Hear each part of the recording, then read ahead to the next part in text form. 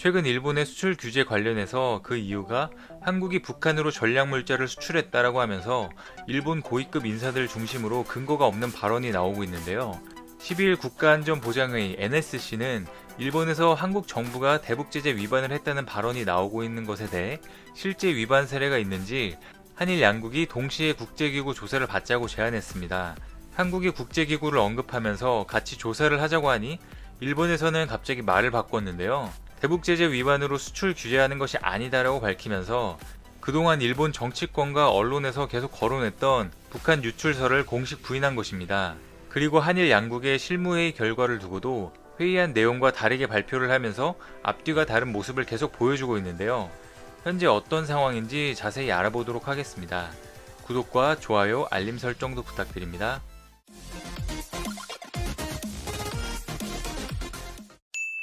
안녕하세요. 세상 모든 잡다한 지식을 알려드리는 잡시광입니다. NSC 김육은 사무처장은 청와대 브리핑에서 한국 정부는 유엔 회원국으로 유엔 안보리의 대북제재 결의를 철저히 준수해왔다라며 최근 일본 고위 인사들이 명확한 근거가 없는 발언에 대해 매우 유감을 표한다고 말했습니다.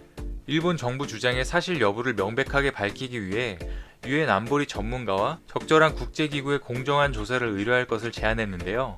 만약 같이 조사를 받아서 우리 정부가 위반을 했다면 그에 상응하는 조치를 받을 것이라고 밝히면서 우리 정부가 잘못이 없다면 일본 정부는 사과는 물론 보복 성격의 수출 규제 조치를 즉각 철회해야 한다고 밝혔습니다. 그리고 또 일본의 위반 사례에 대해서도 철저히 조사가 필요하다고 말했는데요.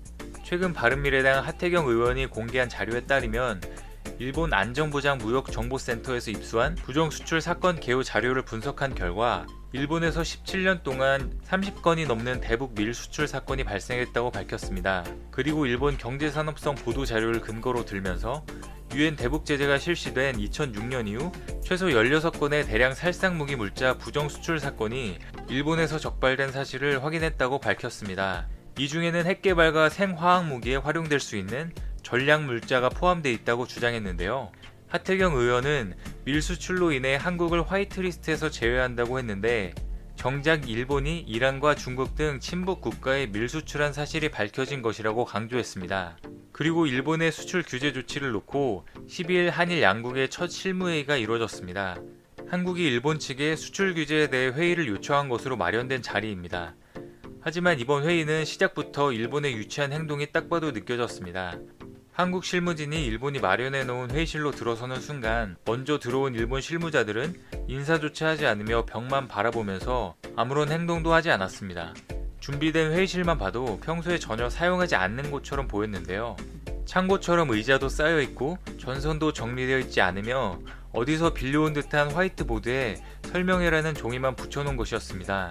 한국 측은 협의를 하자고 요청을 했지만 일본 측에서는 시작부터 단순히 일본 입장만 설명하는 자리이며 이번 조치는 협의 대상이 아니다 라고 선을 그었는데요. 설명회라고 붙여놓은 것처럼 수출 규제에 대해 협의할 생각이 전혀 없어 보이는 입장이었습니다. 오후 2시부터 진행되었는데 예상 시간을 훨씬 넘겨 6시간 동안 진행했다고 합니다. 이 회의가 끝나고 한국 측에서 먼저 결과 발표를 하였습니다. 이호연 산업통상자원부 무역정책관은 일본 측 입장에 따르면 수출 규제 이유에 대해 북한으로 전략물자가 수출된 것 때문이 아니다라고 밝혔다고 하는데요. 그동안 일본에서 주장해왔던 바와는 달리 갑자기 말이 바뀐 것입니다. 실제로 그동안 일본의 밀수출 사건이 발생한 것 때문에 한일 양국이 국제조사를 같이 받자고 해서 말을 바꾼 것일까요? 일본은 정말 상황마다 행동과 말이 바뀌어서 알 수가 없는 것 같습니다. 일단 수출 규제에 대해 일본 측에서 밝힌 이유를 살펴보겠습니다. 첫 번째 이유로는 캐치홀 규제가 적절히 도입되지 않았다고 주장했습니다. 캐치홀은 수출 금지 품목이 아니어도 대량 살상 무기 개발과 관련성이 있다고 판단되면 수출을 통제할 수 있도록 하는 규제입니다. 그리고 두 번째로 최근 3년간 양자 협의가 이루어지지 않았다는 점도 걸고 넘어졌습니다. 이호연 정책관은 그동안 캐치홀 의지에 대한 일본 측 요청이 없었다며 일본 측 주장과는 달리 한국의 캐치홀 통제는 방산 물자 등 대량 살상 무기와 재래식 무기에 대해서도 제대로 작동하고 있다고 반박했다고 합니다.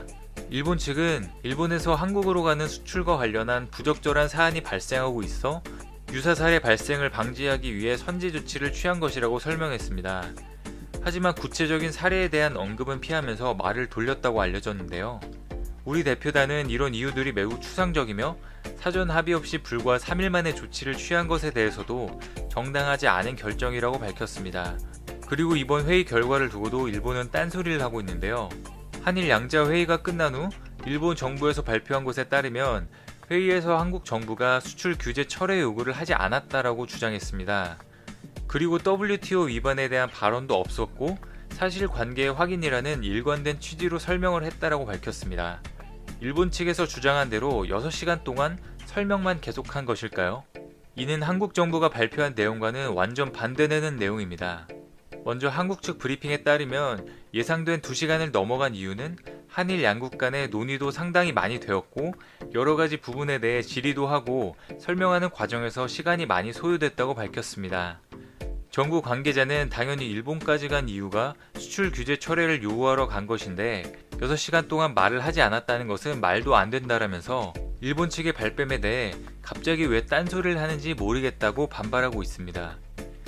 일본은 24일까지 의견 수렴을 거쳐 화이트리스트 제외 결정을 하게 되는데 24일 이전에 한국 측에서 회의를 추가적으로 요청하겠다고 했으나 답변을 회피하면서 더 이상 한국과 대화하고 싶지 않다는 의사를 표시했다고 전해지고 있습니다. 그리고 한일 공동으로 대북 제재에 대해 유엔 등 국제기구의 조사를 제안한 것과 관련해 언급을 삼가겠다면서 답변을 피하고 있는데요. 일각에서는 일본이 이런 식으로 조사를 피하고 말을 바꾸게 되면 국제사회의 여론이 한국 측으로 기울 가능성이 높아질 것이라고 전망하고 있습니다. 시청해주셔서 감사합니다. 더 많은 잡다한식들이 궁금하시다면 구독과 좋아요를 눌러주시면 감사하겠습니다. 그리고 알림 설정도 해놓으시면 더 빠르게 만나보실 수 있습니다.